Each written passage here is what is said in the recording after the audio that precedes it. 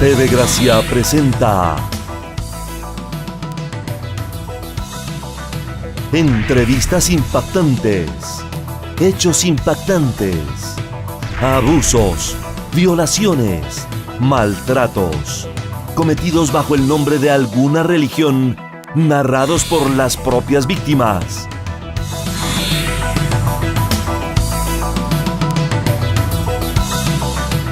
Sea usted testigo aquí en Entrevistas Impactantes.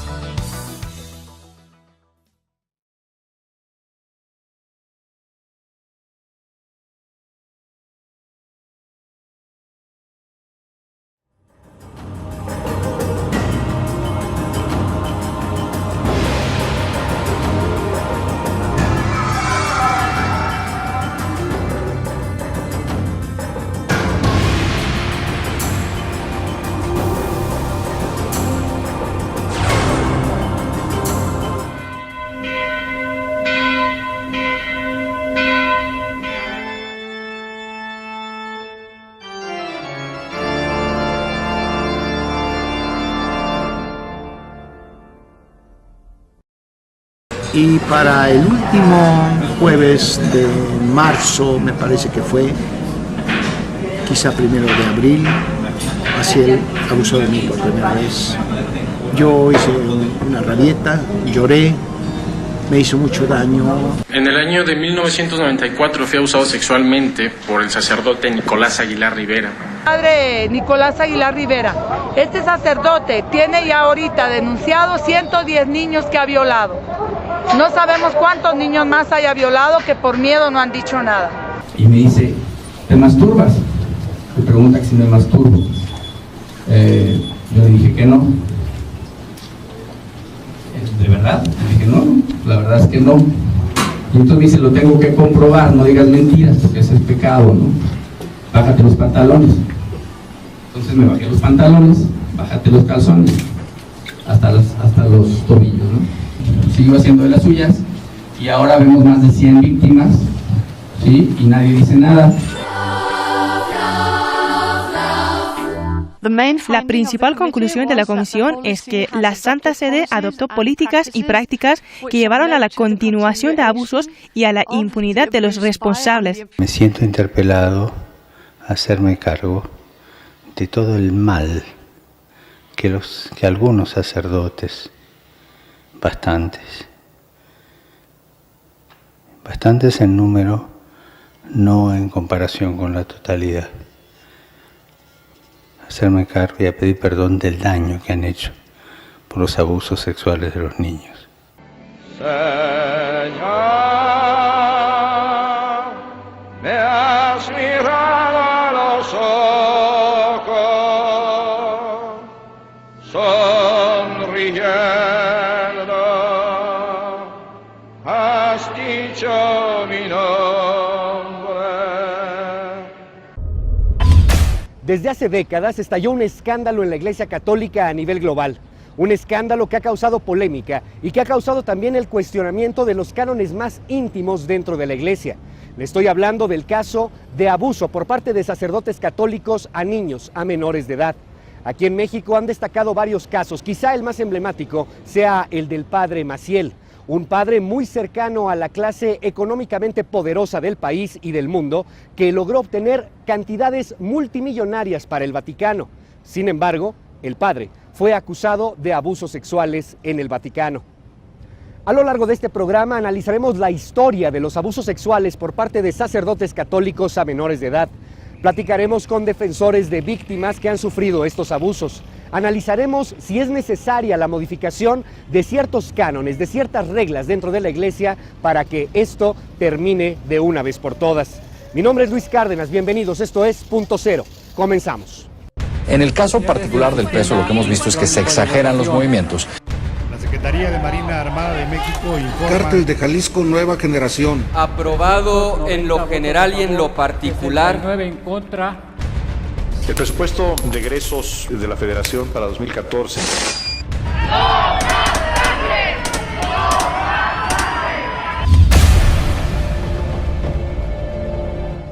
Pues para mí la pena de muerte.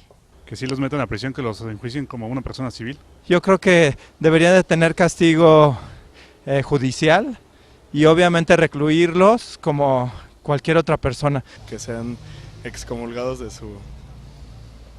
a donde pertenezcan. Yo creo que les den cárcel o que les den un castigo muy fuerte porque lo que hacen no tiene perdón. Yo los despellejaría, los sentaría en un hormiguero, chile, limón y sal, no tienen madre. Pues ahora sí que si sirven a Dios, pues ahora sí que Dios los juzgue, ¿no? Y la verdad, pues cómo predicar con ese ejemplo.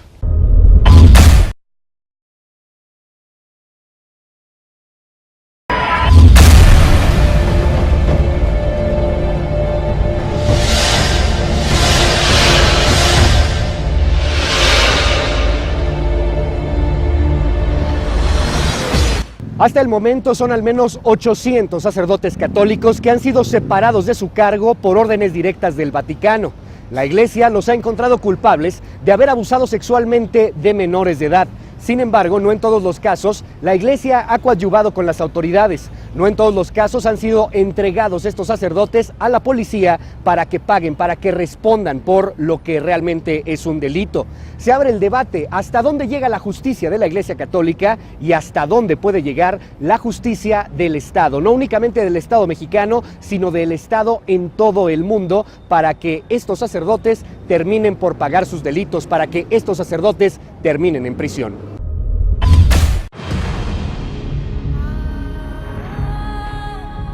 En los últimos años, la Iglesia Católica se ha visto sumergida en una serie de críticas hacia sus sacerdotes debido a las constantes denuncias por abuso sexual contra menores. Muchos de estos abusos han salido a la luz pública varias décadas después de ocurridos, aunque la mayoría se ven obstaculizados por la propia jerarquía católica que encubre a los sacerdotes pederastas cambiándolos de parroquias. En la última década, el Vaticano ha destituido a 884 sacerdotes pederastas, derivado de una investigación de 3.420 casos de abuso sexual a menores. En México, uno de los casos más recientes y que ha sentado precedente dentro de la arquidiócesis de nuestro país es el del cura de San Luis Potosí, Eduardo Córdoba, acusado de abusar sexualmente de al menos 100 menores de edad. El Vaticano ordenó en mayo pasado la baja definitiva del padre Córdoba tras determinar su responsabilidad en las acusaciones de pederastia. Y Eduardo Córdoba ha causado baja de la Iglesia Católica. Sin embargo, las investigaciones por parte de la Iglesia Católica contra Córdoba Bautista datan desde 1998, cuando la Arquidiócesis de San Luis Potosí inició un proceso en su contra, pero lo declaró libre de responsabilidad. En 2004 se le abrió un segundo proceso, pero nuevamente fue absuelto en noviembre de 2008. La Procuraduría General de Justicia de San Luis Potosí confirmó que el expadre Eduardo Córdoba se encuentra como indiciado y 19 personas han presentado una denuncia masiva en su contra. En 2002, la Iglesia mexicana fue acusada de cubrir los casos de abuso e incluso de pagar dinero para comprar el silencio de las víctimas. Un caso relevante es el de Marcial Maciel, fundador de la Legión de Cristo, quien murió en 2008 entre acusaciones de abuso sexual contra seminaristas y niños. Y aunque las acusaciones fueron negadas por años por parte de la Legión de Cristo, esta finalmente reconoció públicamente los crímenes realizados por su fundador. La red de sobrevivientes de abuso sexual por sacerdotes ha presentado acusaciones contra el cardenal Norberto Rivera Carrera por proteger a varios sacerdotes, entre ellos a Nicolás Aguilar Rivera, procesado en Tehuacán, Puebla, por abuso sexual contra al menos 60 niños, y quien fue transferido a Estados Unidos, en donde también fue investigado por la policía de Los Ángeles por el abuso de 26 varones durante sus 10 meses que permaneció en esa entidad. En numerosos casos, los padres acusados de pederastia solo han sido sometidos a tratamientos y evaluaciones psicoterapéuticas por parte de las autoridades eclesiásticas. En Coahuila, la Iglesia Católica abrió una casa de rehabilitación para obispos y sacerdotes en crisis moral, espiritual y psicológica, para tratar situaciones y problemáticas específicas como la pederastia. Pero cualquiera que sea la causa, no existe justificación alguna que explique un acto tan cruel y ruin hacia los menores que han sido abusados sexualmente, y la Iglesia Católica, con el Papa Francisco al frente, deberá tomar medidas más drásticas contra los clérigos que hayan cometido este tipo de abusos.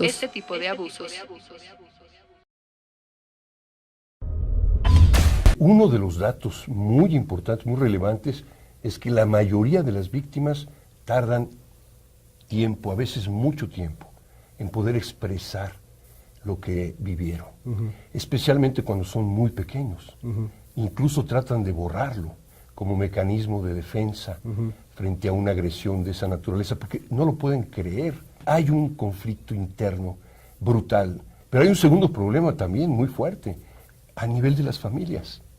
Para hablar del caso del padre Córdoba, la familia del muchacho que fue agredido en el 2012, fue la familia, y es la familia hasta hoy, que dijo: no quiero hablar con ninguna autoridad, no quiero ver al obispo, no quiero ver al procurador, no quiero denunciar.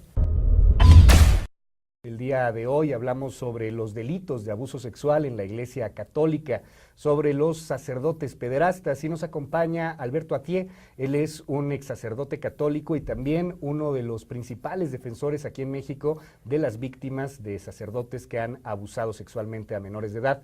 Alberto, gracias por estar con nosotros hoy aquí en Punto Cero. Con muchísimo gusto. Ha habido pues un intento de solapar a muchos sacerdotes que han cometido un delito. En algunas ocasiones los han escondido, en otras ocasiones los han mandado a un retiro espiritual de lujo, y pues las víctimas se quedan con esa sed de justicia, con esa impotencia al haber sufrido abusos sexuales. Cuéntame al respecto del tema, máxime con la experiencia que tienes dentro de una institución como esta. Pues sí, yo diría que, siguiendo esta reflexión tuya, uno de los puntos en los que tendríamos que reflexionar mucho es cómo explicar que una institución inspirada en el Evangelio, en el seguimiento de Jesús, que tiene como mandato además cuidar a los niños, protegerlos, no escandalizarlos, haya caído en un mecanismo en el cual, en vez de proteger a los niños, de cuidarlos como oro o más, ¿no?, como al mismo Jesús, claro, sistemáticamente empezó a proteger a quienes abusaban de ellos.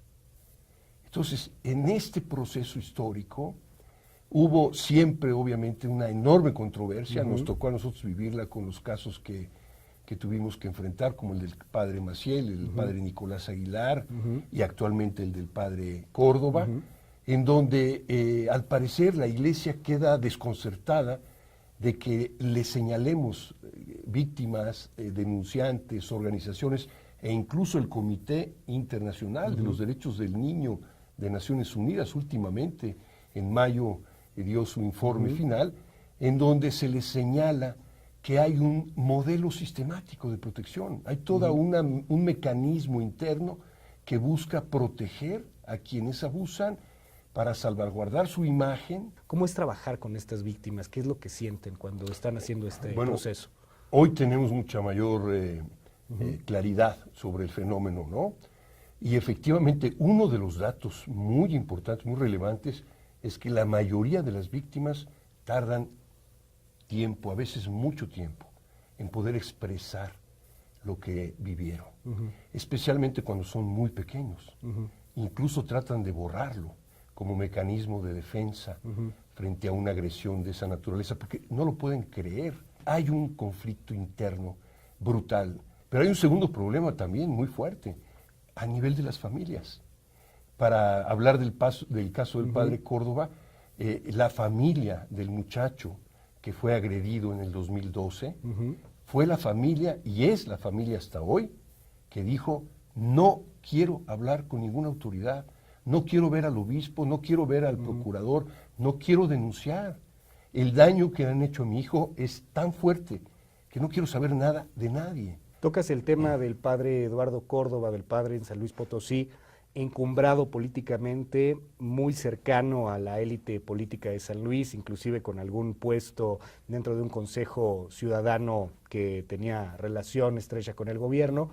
Y en este caso a mí me llama la atención este juicio que se hace dentro de la Iglesia Católica, en donde termina exonerado, y además esa exoneración en algún momento ratificada por el Vaticano. Y años después nos damos cuenta de que pues no fue solamente un caso, sí fue responsable del asunto y la Iglesia hizo absolutamente todo para protegerlo en su momento. Y si me permites decírtelo, no fue solamente una exoneración. ¿Cuántas fueron? Fueron 3. 3 exoneraciones. 3 exoneraciones. Al nivel Vaticano. A nivel primero de la arquidiócesis, Okay. de 1995 a 98 se le abre el primer proceso local en la arquidiócesis, se comunica a Roma, en 98 se le declara inocente y Roma cierra el caso. Vienen los casos de 2004-2005, cerca de 25 por lo menos nosotros tenemos ya detectados, por supuesto que hay más. La arquidiócesis abre el proceso, toma nota, incluso en esa ocasión se reporta que el padre, porque estaba enfermo, no se le podía citar a la arquidiócesis, fue el investigador o el procurador o la autoridad eclesiástica a interrogarlo, lo interrogó una tarde, probablemente 2 horas, sin las víctimas, cierran el caso, libre, exonerado de toda responsabilidad. Y luego viene precisamente este último caso, en donde, si me lo permite, se quería decir que yo salí a los medios porque me entero por las familias que al padre ya lo habían, sí señalado responsable, pero lo sacaban por abajo del agua. Porque aquí se da una nota que pueden considerar muchos inédita, cuando la arquidiócesis de San Luis Potosí decide denunciar penalmente al sacerdote, pero al mismo tiempo no le aporta a la autoridad datos de su localización, al mismo tiempo no le dice a la autoridad, ya lo habíamos juzgado nosotros 2 veces al menos por este delito y no lo habíamos considerado culpable y lo exoneramos, y no aporta nada, es decir, no ayuda, pero ellos quieren verse como coadyuvante del Ministerio Público en este tema, cuando además pues ellos no son la víctima, el coadyuvante del Ministerio Público es la víctima, no en este caso pues la institución que protege o de la cual era parte el victimario. Mira, me da mucho gusto que seas un conocedor del derecho, porque tú mismo te das cuenta de que al mismo tiempo que aparentemente la diócesis toma una especie de actitud pionera al entregar finalmente a un sacerdote, no lo habían hecho, lo han dicho públicamente, a la autoridad civil con una denuncia de por medio, en ese sentido lo entregan de esa manera, está claro que el caso no podrá prosperar si la víctima no ratifica la denuncia. Y es el caso que te comentaba, es el caso de esta familia que está tan dañada que dijo ya, nosotros tenemos la información, que no iba a declarar. Nosotros estamos buscando que lo haga, no sabemos si lo va a hacer, pero algo que me queda claro es que probablemente no lo vayan a hacer en Ahora, San Luis. hablamos de más de 100 víctimas. De esas 100, ¿no habría uno que se atreviera a denunciarlo? No. Bueno, es que ahí está la otra parte. La diócesis dice, yo ya presenté mi denuncia y hay otra denuncia, pero no dice que esa otra denuncia implica 18 casos. 18 casos, todos ratificados por las víctimas, todos integrados con expedientes, con abogados y con psicólogos. O sea, están perfectamente integrados. Entonces, no, por supuesto que estos 18, pero además quiero anunciar que van a venir más. Vamos a denunciar a la Santa Sede por lo que dice que no hace. Ante el Comité de Naciones Unidas de los Derechos del Niño, dijo, yo no intervengo en los estados, no tengo jurisdicción, no soy responsable de ningún caso local. Bueno, aquí no se han movido si no hay indicaciones de la Santa Sede. Alberto, déjame preguntarte algo. Como ex sacerdote católico, se habla en los medios de comunicación, ha habido ya una declaración al respecto por el mismo Papa Francisco, sobre la posibilidad de que los sacerdotes puedan contraer nupcias, de que los sacerdotes puedan tener parejas, como sucede en algunas otras religiones. No sé si eso realmente fuera un elemento que eliminaría las violaciones a los menores de edad. Bueno, yo siempre he estado por la opción del celibato libre, porque también el celibato es un valor. Es decir, no solo existe en la Iglesia Católica, existe en el budismo, existe en el taoísmo, existen muchas religiones muy antiguas históricamente hablando, porque es un valor. Hay gente que decide consagrarse a una causa ella sola y a ello consagra toda la vida y todo su ser, ¿no? En esa parte yo no le... El tema que veo es la obligatoriedad. Es obligatorio para ser sacerdote católico occidental, porque en Oriente, siendo católicos, se pueden casar. El caso de los coptos, por ejemplo. El caso de los maronitas, de los melquitas. Es decir, hay varias iglesias orientales donde se puede optar por el matrimonio o no, queriendo ser sacerdote. Entonces hay una opción libre. Yo diría, sí es necesario. Yo creo que este Papa ya tiene más claro que tiene un problema gravísimo dentro de los sacerdotes de su iglesia católica con respecto a la sexualidad, no solo el celibato, porque hay un problema gravísimo de sexualidad en el sentido de que una cosa es el deber ser. Y otra cosa es lo que es. Y otra cosa es lo que somos los humanos, ¿no? Entonces, o aprendemos a enfrentar nuestra realidad como es, como está siendo, y vemos qué hacemos, o nunca vamos a encontrarle una solución adecuada, ¿no? Y yo creo que ahí está... A ver, me atrevería ya a tocar el tema, Alberto, la homosexualidad en la Iglesia Católica. La homosexualidad en la Iglesia, yo te diría, desde mi punto el lobby de vista, gay. Bueno, a ver, yo distinguiría, ¿no? La homosexualidad en la Iglesia Católica, para mí, como cualquier otro ámbito humano, yo lo veo como una forma de expresar la sexualidad. Yo sí creo que hay un error de identificar a los pederastas con los homosexuales, que eso es lo que tiende la Iglesia Católica. Y eso no solo es un error, es una discriminación. Del conocimiento público. A principios de 2014, México logró reunir 200 casos de pederastia para presentar ante la ONU, mientras que Estados Unidos 65,000. Según los datos del Departamento de Investigaciones sobre Abusos Religiosos y el Centro de Investigaciones del Instituto Cristiano Mexicano, el 30% de los más de 14,000 sacerdotes católicos que aproximadamente existen en México cometen algún tipo de abuso sexual. En 1997, 9 legionarios de Cristo enviaron una carta pública a Juan Pablo II, donde denunciaban los actos de perversión contra menores por parte de Marcial Maciel, a lo que este respondió que padecía de una extraña enfermedad que los niños lo podían aliviar, por lo que necesitaba una muestra de semen para un examen.